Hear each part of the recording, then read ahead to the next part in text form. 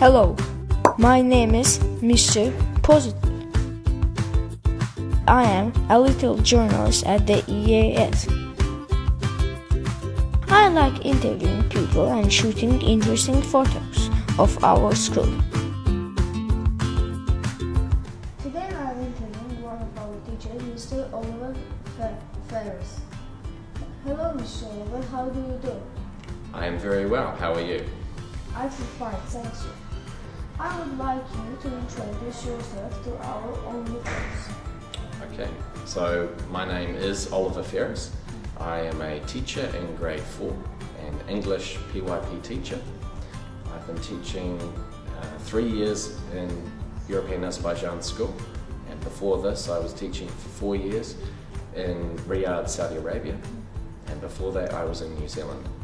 So New Zealand is a different country in some ways to Azerbaijan, but in other ways it's quite similar. Our geography is a little bit like some of the regions of Azerbaijan.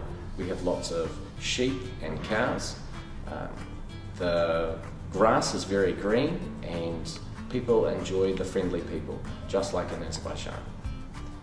It's a long way from Azerbaijan, however. It takes about 27 hours to fly from Baku to New Zealand.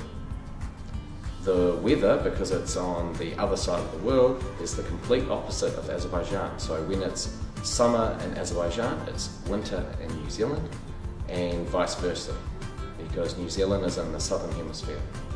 What is your position? Okay, so I'm an English PYP teacher in grade 4, and I have been in this position for the last 3 years. What have you chosen teaching? I chose teaching because I really enjoy that moment when a student understands something that I have been teaching. I found that the classroom environment is one where students are very enthusiastic and they want to learn new skills, and I enjoy incorporating international teaching methods into my classroom. What are the main aspects of being successful in teaching? I think there are several factors that make a good teacher. The first one is the teacher needs to be reflective.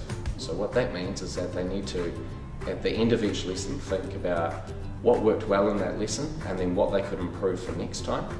I think the second thing that's very important is that they need to be a lifelong learner. So what that means is that they need to read blogs, they need to read books, and they need to make sure that they do courses in order to become a better teacher. And then I think the third thing is that they need to enjoy the school community. So they need to enjoy working with students, they need to enjoy working with their colleagues, and they need to enjoy